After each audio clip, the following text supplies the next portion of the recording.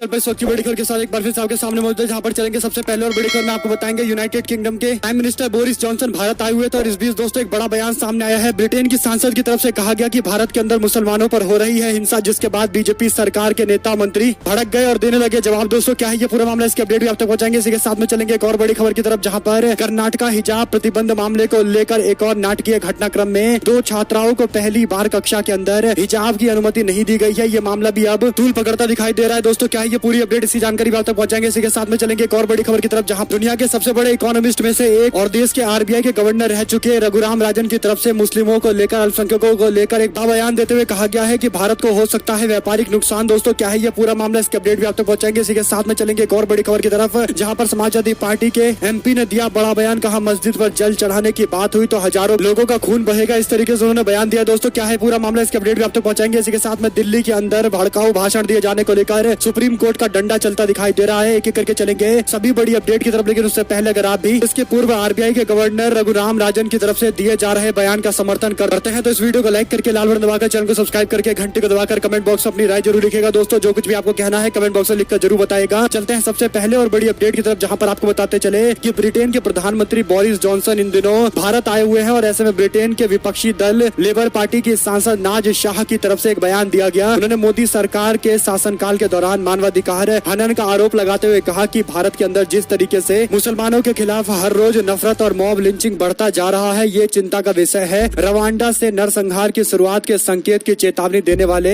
Doctor Gregory Staten ने कहा कि भारत और कश्मीर में नरसंहार से शुरुआती संकेत मिल रहे हैं। भारत में मुसलमानों को पीटना, बलात्कार की धमकी देना, पीट पीट कर मार देना आम चलन सा बन गया है। इसी बीच आपको बता दें कि केंद्रीय सरकार के अल्पसंख्यक मामले के मंत्री मुख्तार अंसारी ने इस बयान को लेकर इस्लामोफोबिया फैलाने का आरोप लगाया है। आपको बताते चले कि ये जो बयान दिया गया दोस्तों, इस पर आप लोग की क्या कुछ राय है लिखकर जरूर बताएगा। चलते हैं एक और बड़ी अपडेट की तरफ, जहां पर आपको बता दें कि कर्नाटका के अंदर हिजाब प्रतिबंध में एक और नाटकीय घटनाक्रम में जिन 2 छात्रों ने पहले कक्षाओं के अंदर हिजाब की अनुमति देने के लिए अदालत के अंदर याचिका दायर की थी, उन्हें 12वीं क्लास के बोर्ड के परीक्षा के आखिरी दिन दोस्तों परीक्षा केंद्र से दूर रखा गया है। आलिया असदी और रेशम ने उडुपी के पीयू कॉलेज में परीक्षा देने के लिए अपने हॉल टिकट एकत्र किए और बुर्का पहनकर आई। लगभग 45 घंटे तक प्रवेशकों यानी कॉलेज में जो ये पूरा इन्वेस्टिगेशन करते थे उनके और कॉलेज के प्रिंसिपल के साथ में बहस हो गई, जिसके बाद चुपचाप से परिसर से बाहर निकाल दिया गया। दोस्तों ये बड़ी अपडेट इसलिए भी है क्योंकि लगातार इस मामले को लेकर कोई ना कोई अपडेट आती रहती है और कहीं ना कहीं एक तरीके से इसको लेकर विवाद और ज्यादा बढ़ता दिखाई दे रहा है। राज्य के हिजाब प्रतिबंध के मामले को लेकर 17 वर्षीय आलिया असदी ने पिछले हफ्ते मुख्यमंत्री बसवराज बोम्मई से नए सिरे से अपील करते हुए कहा था कि उनके पास अभी भी हमारे भविष्य को बर्बाद करने से रोकने का मौका है। अपनी अपील में आलिया, जो एक राज्य स्तरीय कराटे चैंपियन है, उन्होंने हिजाब और हेड स्कार्फ पर प्रतिबंध से कई छात्राएं प्रभावित होगी, इस तरीके से बयान दिया था। इसके बावजूद भी दोस्तों अब दिन बीत जाने के बाद भी इजाजत नहीं दी जा रही है, साथ साथ परीक्षा लोगों के छूट रहे हैं, ये साफ तौर पर देखा जा सकता है। इसी बीच आपको बता दें कि भारत की अल्पसंख्यक विरोधी छवि के कारण घरेलू कंपनियों को भारी नुकसान हो सकता है। देश के पूर्व गवर्नर और दुनिया के जाने माने अर्थशास्त्री रघुराम राजन ने यह बयान दिया है। भारतीय रिजर्व बैंक के पूर्व गवर्नर रघुराम राजन ने बीते दिन दोस्तों आगाह किया है कि भारत की अल्पसंख्यक विरोधी छवि से भारतीय उत्पादकों को दुनिया भर के अंदर बाजार मिलने में मुश्किलें आ सकती हैं, यहाँ तक कि भारत के व्यापारियों का नुकसान भी हो सकता है। साथ ही उन्होंने कहा कि जिसके चलते विदेशी सरकारें भारत को एक गैर भरोसेमंद साझेदार के तौर पर मान सकती है, यानी भारत के अंदर अल्पसंख्यकों को निशाना बनाए जाने को लेकर उन्होंने चिंता जाहिर की। उन्होंने कहा कि भारत की साख लोकतंत्र और धर्मनिरपेक्षता की रही है और ऐसे ही आगे चलता रहना चाहिए। अगर इससे कुछ भी बदल जाता है तो कहीं ना कहीं भारत को बहुत नुकसान होगा, यहाँ के लोगों को नुकसान होगा, व्यापारियों को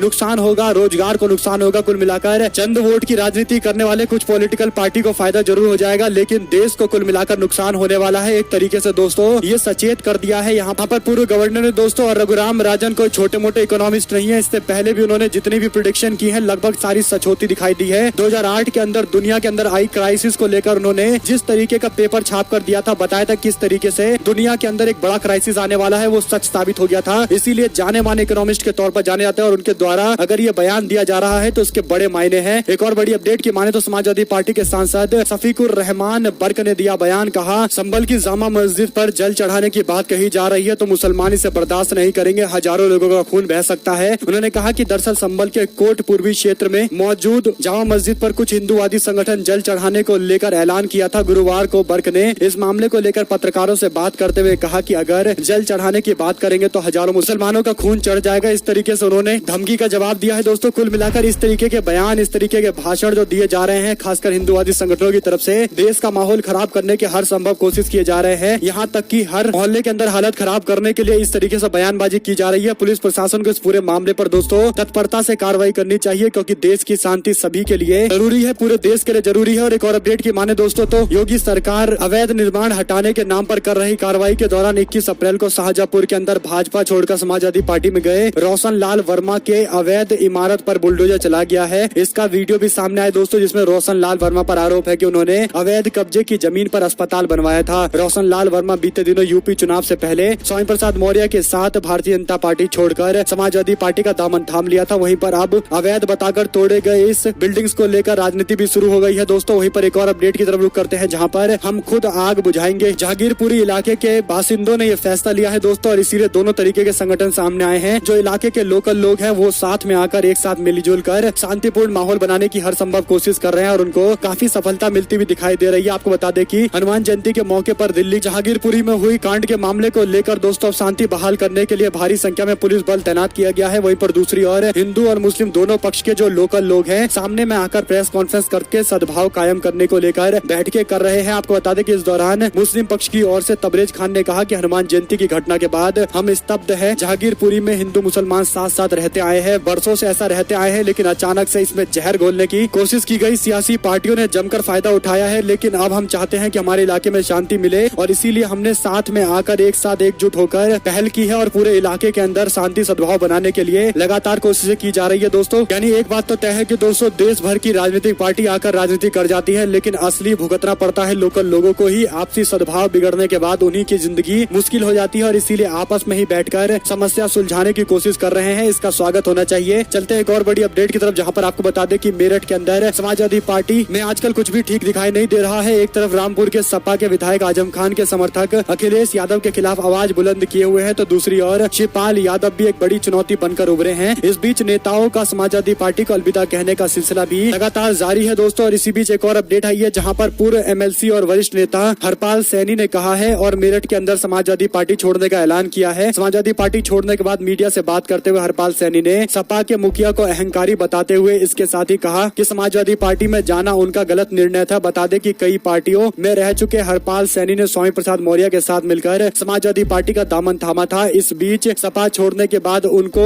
मौर्य की सांप और नेवले वाला बयान भी गलत लग रहा है। यानी आप समझ सकते हैं कि ऐसे नेता पलटते हैं जैसे दोस्तों मानसून का सीजन पलटता है। वहीं पर एक और लालू यादव के परिवार ने इफ्तार मनाने का ऐलान किया दोस्तों, जिसके बाद नीतीश कुमार से लेकर कई वरिष्ठ नेता बिहार के अंदर तेजस्वी यादव के इफ्तार में शामिल हुए दोस्तों, जिसके बाद कई सारे सवाल भी खड़े हो रहे हैं कि आखिर अचानक से नीतीश कुमार 5 साल के बाद आरजेडी के इफ्तार में कैसे शामिल हो गए। क्या इसके पीछे कोई सोची समझी राजनीति है या फिर एक ये नॉर्मल कदम है? इसको लेकर भी चर्चाएं चल रही है। लेकिन आपको बता दें कि चारा घोटाले मामले को लेकर लालू यादव को बड़ी जमानत मिल गई है दोस्तों। तेजस्वी यादव ने कहा कि इफ्तार के मौके पर जो दुआ हम लोगों ने मांगी थी वो आखिरकार कबूल हो गई है। तेजस्वी यादव ने कहा कि जमानत मिलना एक न्यायिक प्रक्रिया है, कानून में जमानत की व्यवस्था है। हम लोग ने इसको लेकर अपील भी की थी और दुआएं भी मांगी थी, दोनों कामयाब हो गई है। उन्होंने कहा कि आरजेडी के सुप्रीमो को जमानत मिलने के बाद सभी लोग खुश हैं। इफ्तार के मौके पर दुआ कबूल हो गई है तो हम लोग और ज्यादा खुश हैं। वहीं आपको बता दें कि तेज प्रताप यादव ने कहा कि लालू यादव को जमानत मिलने पर पूजा अर्चना करने का फल हमें मिला है। लालू प्रसाद यादव को बेल मिल गई है दोस्तों। इसी बीच आपको बता दें कि दिल्ली के अंदर धर्म संसद के मामले को लेकर जो भड़काऊ नारेबाजी की गई थी उसको लेकर ये अपडेट आ रही है। राजधानी दिल्ली के अंदर धर्म संसद में दिए गए भाषण का मामला सुप्रीम कोर्ट पहुंच गया है, जिसमें कई लोगों पर अभद्र भाषा का इस्तेमाल करने का आरोप लगा है। इस मामले में जांच के बाद पुलिस ने हलफनामा दायर करते हुए धर्म संसद में किसी तरीके की अभद्र भाषा का इस्तेमाल नहीं किया, इस तरीके की बातें कही थी, जिसको लेकर दोस्तों कोर्ट ने असंतोष जाहिर किया है। साथ ही जांच टीम को बेहतर हलफनामा दायर करने को कहा है। आपको बता दें कि इस कार्यक्रम में सुदर्शन टीवी के मुख्य संपादक सुरेश चावाड़के ने शपथ दिलवाई थी और कहीं न कहीं हिंदू राष्ट्र बनाने को लेकर जो बातें कही गई, साथ ही साथ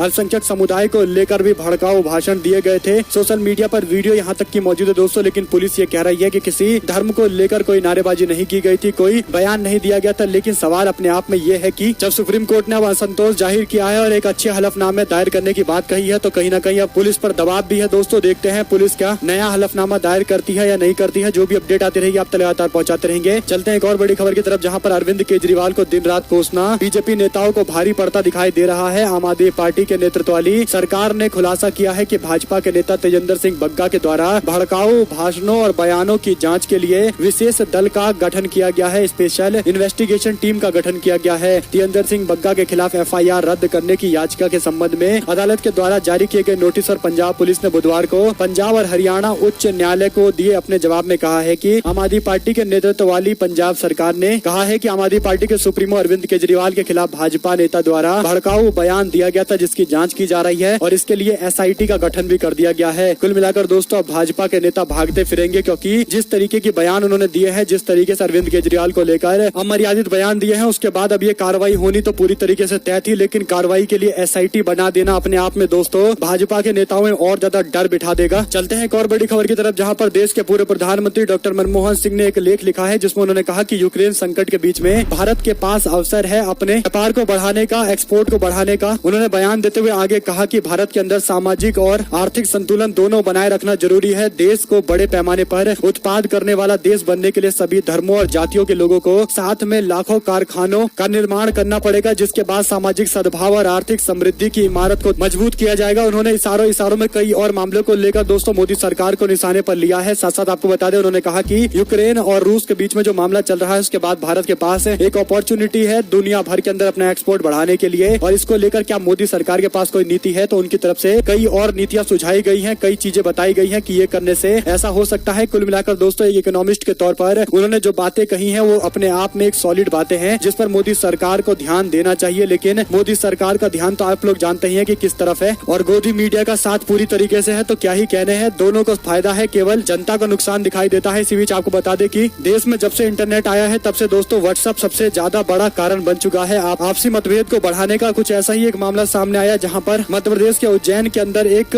ग्रुप में, एक सरकारी ग्रुप में दोस्तों पोस्ट किया गया, जिस पोस्ट के अंदर कुछ आपत्तिजनक चीजें लिखी गई थी, और कई बार इस पोस्ट को लगातार वायरल किया गया है दोस्तों। कुल मिलाकर इस मामले को लेकर कार्रवाई करते हुए जिस व्यक्ति ने इस पोस्ट को आगे फॉरवर्ड किया था, उसके खिलाफ कार्रवाई की जा रही है। कुल मिलाकर व्हाट्सएप में ये मामला पहली बार नहीं है। इंटरनेट की क्रांति आने के बाद देश के अंदर लगातार जारी है, लेकिन इससे देश का माहौल खराब होता है, साफ तौर पर देखा जा सकता है दोस्तों। इस बीच आपको बता दें, सत्यपाल मलिक के 300 करोड़ के रिश्वत के खुलासे के बाद अब 14 जगह पर छापेमारी की गई है। CBI ने इस मामले को लिया था, जिसके बाद अब जम्मू कश्मीर, श्रीनगर, दिल्ली, मुंबई, नोएडा, केरल के तिरुवनंतपुरम और बिहार के दरभंगा सहित 14 जगह पर छापेमारी की गई है। CBI ने कहा कि जहां जहां छापेमारी की गई है, वे परिसर आरोपियों से जुड़े हुए हैं। अधिकारियों ने बताया कि CBI ने जम्मू कश्मीर के कर्मचारी स्वास्थ्य देखभाल बीमा योजना के अनुबंध में रिलायंस जनरल इंश्योरेंस कंपनी को देने वाले 2017-18 के करीब 60 करोड़ रुपए जारी किए जाने के मामले में कथित भ्रष्टाचार के मामले को लेकर प्राथमिकी दर्ज की गई है, और ये छापेमारी की जा रही है। इसी के साथ में दोस्तों क्या हार्दिक पटेल भारतीय जनता पार्टी में शामिल होंगे, इसको लेकर सवाल खड़े हो गए हैं। बगावत का बिगुल फूंक चुके कांग्रेस पार्टी के नेता हार्दिक पटेल ने एक बयान दिया है, जिसके बाद माना जा सकता है कि बीजेपी को लेकर अपनी करीबियां और बढ़ाते दिखाई दे रहे हैं। उन्होंने खुद को राम भक्त बताते हुए साथ ही ये ऐलान किया है कि भगवत गीता की 4000 कॉपियां पूरे प्रदेश भर के अंदर बांटेंगे। पटेल ने इसकी घोषणा कर दी है, जिस पर कांग्रेस पार्टी की तरफ से कोई प्रतिक्रिया सामने नहीं आई। दोस्तों आपको बता दें कि पटेल ने यह भी बयान देते हुए कहा कि हिंदू होने पर गर्व है। सूत्रों के हवाले से कुछ मीडिया रिपोर्ट ने यह भी बताया है कि दिल्ली के कांग्रेस महासचिव केसी वेणुगोपाल के सामने अपनी बात उन्होंने रख दिया है, और इससे पहले कांग्रेस पार्टी के काम करने को लेकर भी उन्होंने सवाल खड़े किए थे। चलते हैं एक और बड़ी अपडेट की तरफ, जहां पर मेघालय के गवर्नर सत्यपाल मलिक की तरफ से दोस्तों जम्मू कश्मीर के गवर्नर रहते हुए भ्रष्टाचार का एक मामला उनके सामने आया था। इस बात का खुलासा जब उन्होंने किया, उसके बाद CBI की जांच हो रही है, और अब प्रधानमंत्री की तारीफ कर रहे हैं सत्यपाल मलिक। तो क्या इसके पीछे ये माना जा सकता है कि सत्यपाल मलिक भी कहीं ना कहीं फंस सकते हैं? दोस्तों सवाल तो है ही है। एक और अपडेट की माने तो कोर्ट ने आदेश देते हुए RSS के नेता राजेश कुंटे को 1000 रुपए राहुल गांधी को देने की बात कही है। दोस्तों आपको बता दें कि राहुल गांधी के खिलाफ मानहानि का मुकदमा दायर किया गया था, लेकिन उसके बाद से इस केस को वापस लेने के लिए कहा गया उस व्यक्ति के द्वारा जिसने ये केस दाखिल किया था। और इस बीच एक और अपडेट सामने आ रही है, जहां पर राहुल गांधी को लेकर दोस्तों इस तरीके से अब केस वापस करने की मांग को लेकर कांग्रेस पार्टी भी अग्रेसिव हो गई है, और कांग्रेस पार्टी ने कहा कि सत्य की जीत होनी तो पूरी तरीके से तय है, लेकिन परेशान करना भाजपा का काम है। एक और अपडेट की माने तो राहुल गांधी बने प्रधानमंत्री पद का चेहरा, तो गांधी परिवार से अलग किसी व्यक्ति को अध्यक्ष पद की जिम्मेदारी मिलनी चाहिए। दोस्तों चुनावी रणनीतिकार प्रशांत किशोर ने हालिया विधानसभा चुनाव से पहले कांग्रेस पार्टी के G23 के कुछ नेताओं के साथ मंथन भी किया था, जिसमें उनकी राय थी कि अगर राहुल गांधी को प्रधानमंत्री पद का चेहरा बनना है तो गांधी परिवार से इतर किसी और व्यक्ति को अध्यक्ष पद की जिम्मेदारी सौंप देनी चाहिए। प्रशांत किशोर पिछले कुछ दिनों से कांग्रेस पार्टी के नेतृत्व और वरिष्ठ नेताओं के साथ बैठक कर रहे हैं। पार्टी में नई जान फूंकने को लेकर लगातार तैयारियां की जा रही है दोस्तों, और ऐसे में एक के बाद एक बैठक के अंदर एक एक तरीके के नए तरीके के सुझाव सामने आ रहे हैं। इस बीच आपको बता दें कि एक और बड़ी खबर है, जहां पर कांग्रेस पार्टी के गांधी परिवार से इतर किसी और को अध्यक्ष बनाए जाने के उनके बयान सोशल मीडिया पर वायरल हुए हैं दोस्तों, जिसके बाद इसे सूत्रों का बयान बताया गया था। सूत्रों की तरफ से हवाला देकर बताया गया था। तो प्रशांत किशोर ने इस पर खुलासा करते हुए कहा कि मेरी तरफ से ऐसा कोई बयान नहीं दिया गया है। और एक और प्रेजेंटेशन जो सोशल मीडिया पर वायरल हो रहा है, एक पीपीटी वायरल हो रहा है जिसे प्रशांत किशोर से जुड़ा हुआ बताया जा रहा है, इस पर भी उन्होंने सफाई देते हुए कहा कि ये पीपीटी पुराना भी है और फेक भी है। इसी के साथ में एक और अपडेट है जहां पर 5 साल के बाद तेजस्वी यादव की इफ्तार पार्टी में शामिल होने के लिए नीतीश कुमार के साथ साथ दोस्तों एक और बड़ी अपडेट ये है कि एलजेपी पासवान गुट के चिराग पासवान भी इस इफ्तार के दौरान शामिल हुए हैं। दोस्तों उन्होंने कहा कि उनके पिता पहले जाया करते थे और इसीलिए उन्होंने फैसला लिया है कि वो भी जाएंगे। वहीं पर प्रशांत किशोर की कांग्रेस पार्टी में एंट्री लगभग पूरी तरीके से तय बताई जा रही है। सूत्र ये जानकारी दे रहे हैं दोस्तों, करीबी कांग्रेस पार्टी के लोग ये अपडेट दे रहे हैं। इसी के साथ में प्रशांत किशोर के कांग्रेस पार्टी में शामिल होने को लेकर दिग्विजय सिंह ने कहा कि उनका कोई विरोध नहीं है, साथ में आएंगे तो अच्छा ही होगा, पार्टी नेतृत्व को और मजबूत करने में सहायता मिलेगी, मदद मिलेगी, पार्टी भी पूरी तरीके से तैयार है। वहीं पर मालदीव के अंदर भारत विरोधी अभियान पर प्रतिबंध लगाया गया है, सुरक्षा एजेंसियों को कार्रवाई की अनुमति दे दी गई है। दोस्तों मालदीव के अंदर विपक्षी दल प्रोग्रेसिव पार्टी ऑफ मालदीव के प्रमुख और पूर्व राष्ट्रपति अब्दुल्ला यामीन बीते लगभग 1 साल से इंडिया आउट अभियान की अगुवाई कर रहे हैं। अभियान इस अप्रमाणित दावे की वजह से चल रहा है कि भारत के सैन्य अधिकारियों की तैनाती मालदीव की संप्रभुता का उल्लंघन है। मालदीव के विदेश और रक्षा मंत्रालय बार बार दोनों देशों के बीच में सेना की मौजूदगी से इंकार कर रही है। दोस्तों हालांकि इसको लेकर विपक्ष अपनी तरीके से आंदोलन कर रहा है, लेकिन वहां पर डेमोक्रेसी को लेकर हमेशा आवाज उठाने वाले संगठनों ने भी इसका विरोध किया है। साथ साथ आपको बता दें कि मुश्किल में सीएम हेमंत सोरेन का परिवार और करीबी, हाईकोर्ट ने दिया है बड़ा आदेश। झारखंड के सीएम हेमंत सोरेन के परिवार और उनके करीबियों की मुश्किलें बढ़ती जा रही है। झारखंड हाईकोर्ट ने उनके परिवार और करीबियों की संपत्ति की जांच ईडी से कराने के आदेश दिए हैं। दोस्तों दरअसल सोरेन परिवार की संपत्ति की जांच को लेकर झारखंड हाईकोर्ट के अंदर एक याचिका दाखिल की गई थी, जिस पर सुनवाई करते हुए शुक्रवार को ये फैसला लिया गया है। साथ साथ चलते हैं एक और बड़ी खबर की तरफ, जहां पर राजस्थान के अंदर क्या नेतृत्व परिवर्तन होने वाला है, इसको लेकर सवाल इसलिए खड़े हुए हैं क्योंकि सचिन पायलट को मुलाकात करने के लिए सोनिया गांधी ने बुलाया था और तकरीबन 2 घंटे तक उनसे मुलाकात हुई है। और इस दौरान पायलट जब बाहर निकले मुलाकात करके तो उनसे पूछा गया मीडिया के द्वारा कि आखिर क्या बातचीत की गई आपकी, तो उन्होंने कहा कि हम चाहते हैं कि हमारी पार्टी एक बार फिर से सरकार बनाए, रिपीट करे। जो एक सिलसिला चलता आया है राजस्थान के अंदर की एक पार्टी के बाद दूसरी पार्टी की सरकार बन जाती है, फिर दूसरी पार्टी की सरकार बन जाती है, इस क्रम को हमको तोड़ने की जरूरत है और इसीलिए हम चाहते हैं कि कुछ बड़े फैसले लिए जाए ताकि एक बार फिर से हम अपनी सरकार को रिपीट कर पाए 2023 के चुनाव को लेकर। और सोनिया गांधी से बातचीत भी अच्छी रही है, उन्होंने भी कई सारे सुझाव दिए हैं, मैंने उनको कई सारे ग्राउंड रियलिटी बताई है और कुल मिलाकर अच्छी खासी बातचीत हुई है। आगे आलाकमान फैसला लेगा कि क्या कुछ करना है। इसी के साथ में दोस्तों सुप्रीम कोर्ट ने मनी लॉन्ड्रिंग के मामले में एनसीपी के नेता नवाब मलिक की जमानत याचिका खारिज कर दी है। सुप्रीम कोर्ट ने मनी लॉन्ड्रिंग के एक मामले में महाराष्ट्र के मंत्री और राष्ट्रवादी कांग्रेस पार्टी के नेता नवाब मलिक को शुक्रवार को जमानत देने से इंकार कर दिया है। वहीं पर स्पेशल पीएमएलए कोर्ट ने एनसीपी के नेता नवाब मलिक की न्यायिक हिरासत को 6 मई तक के लिए बढ़ा दिया है। इसी साथ में आपको बता दें कि पंजाब में नए कांग्रेस पार्टी के चीफ की नियुक्ति के बाद सिद्धू बोले, कहा माफिया राज के कारण कांग्रेस पार्टी की हार हुई थी। दरअसल दोस्तों नवजोत सिंह सिद्धू ने चरणजीत सिंह चन्नी पर कटाक्ष करते हुए कहा कि हाल ही में संपन्न हुए विधानसभा चुनाव में पार्टी की हार के लिए माफिया राज जिम्मेदार था। अवैध बालू खनन में ईडी द्वारा पूछताछ के बाद पंजाब के पूर्व सीएम अब नवजोत सिंह सिद्धू और सुनील जाखड़ जैसे नेताओं के निशाने पर आ गए हैं। दोस्तों नाम से पहले तो इन लोगों ने कोई बयान नहीं दिया था, लेकिन अब इनको मौका भी मिल गया है तो पूर्व मुख्यमंत्री चरणजीत सिंह चन्नी पर तंज भी कर रहे हैं, निशाना भी साध रहे हैं। इसी के साथ में दोस्तों लोकसभा का उपचुनाव हो सकता है आजमगढ़ के अंदर, यानी आजमगढ़ लोकसभा सीट से पहले अखिलेश यादव सांसद हुआ करते थे, लेकिन विधानसभा चुनाव करघल से जीतने के बाद उन्होंने अपना इस्तीफा देते हुए विधानसभा में जाने का फैसला लिया है। और अब जो अपडेट आ रही है वो ये कि आजमगढ़ के लोकसभा चुनाव उपचुनाव को लेकर दोस्तों भारतीय जनता पार्टी भोजपुरी सुपरस्टार निरहुआ को फिर से चुनावी मैदान में उतारने की तैयारी कर रही है। विधानसभा चुनाव में अखिलेश यादव की जीत के बाद आजमगढ़ के सांसद के पद से इस्तीफा दिए जाने के बाद उन्होंने जो फैसला लिया है, इसलिए आजमगढ़ की जनता से पूछा भी है। ये बयान खुद अखिलेश यादव ने दिया था दोस्तों, लेकिन अब जो अपडेट आ रही है वो ये कि आजमगढ़ से लड़ रहे हैं भोजपुरी के सुपरस्टार निरहुआ, तो मुकाबला काफी ज्यादा क्लोज होने वाला है। जो भी अपडेट इस मामले को लेकर आएगी आप तक लगातार पहुंचाते रहेंगे। वहीं पर उप मुख्यमंत्री अजित पवार ने कहा कि बिजली संकट से निपटने के लिए कोयला आयात करेगी, महाराष्ट्र की सरकार किसी तरीके की बिजली की कमी नहीं होने देंगे। वहीं पर दोस्तों जहांगीरपुरी हिंसा मामले को लेकर दिल्ली पुलिस के अधिकारियों ने बयान देते हुए कहा है कि मनी लॉन्ड्रिंग के मामले को लेकर भी आरोप की जांच की जा रही है। दिल्ली पुलिस कमिश्नर ने कहा कि ईडी को हमने चिट्ठी लिखी है और इस मामले में जांच की बात कही है और उसे कहा है कि सारे पहलू को जांचे कि आखिर ये मामला कहीं ईडी से जुड़ा हुआ तो नहीं है, यानी एक तरीके से मनी लॉन्ड्रिंग से जुड़ा हुआ तो नहीं है। वहीं पर आरजेडी की इफ्तार पार्टी में शामिल होने के लिए पहुंचे चिराग पासवान से जब जनता ने सवाल पूछा, दोस्तों मीडिया कर्मियों ने जब सवाल पूछा तो उन्होंने जवाब देते हुए आरजेडी से अच्छे संबंध की बात कही है। साथ साथ आपको बता दें कि केजरीवाल के दिल्ली मॉडल को लेकर कहीं ना कहीं एक डर देखने को मिल रहा है। दोस्तों हिमाचल प्रदेश के अंदर भाजपा सरकार में बीजेपी के मंत्री जयराम ठाकुर ने कहा कि अरविंद केजरीवाल अपनी तमाम कोशिशें कर रहे हैं हिमाचल प्रदेश में आने की और दिल्ली मॉडल लागू लागू करने की, लेकिन दिल्ली मॉडल यहाँ चलेगा नहीं। कारण ये है कि दिल्ली ये अलग सामाजिक और आर्थिक समीकरण है, यहाँ पर अलग सामाजिक और आर्थिक समीकरण है, राजनीतिक समीकरण भी अलग है और इसीलिए यहाँ पर उनका दांव पेच चलेगा नहीं। जिस पर अरविंद केजरीवाल ने बयान देते हुए कहा कि दिल्ली मॉडल मतलब ईमानदार सरकार। जयराम जी का कहना है कि हिमाचल प्रदेश में ईमानदार सरकार इसलिए नहीं हो सकती क्योंकि हिमाचल प्रदेश की सामाजिक और राजनीतिक परिस्थितियां अलग है। सवाल परिस्थितियों का नहीं है, नियत का है। जयराम जी, आपकी नियत साफ है। पंजाब दिल्ली की तरह हिमाचल प्रदेश में भी आम आदमी पार्टी सरकार बनाएगी, ईमानदार सरकार देगी। इस तरीके से अरविंद केजरीवाल को भी मौका मिल गया है दोस्तों जवाब देने का और दोनों के बीच में बयानबाजी का दौर भी शुरू हो चुका है। इसी के साथ में राशन डिलीवरी स्कीम को लागू करेंगे पंजाब के अंदर मुख्यमंत्री भगवंत मान, जिसके तहत दोस्तों लोगों को घर तक राशन पहुंचाने का ये स्कीम है जिसे लागू कर दिया गया है। देखते हैं अब ये जमीनी स्तर पर कब आता है। जो भी अपडेट आती रहेगी आप तक लगातार पहुंचाते रहेंगे। आप लोग हमारे साथ लगातार बने रहे, इसीलिए सभी लोगों का बहुत बहुत धन्यवाद। आप लोग देख रहे थे आपका अपना चैनल जय हिंद जय भारत दोस्तों, बहुत बहुत धन्यवाद।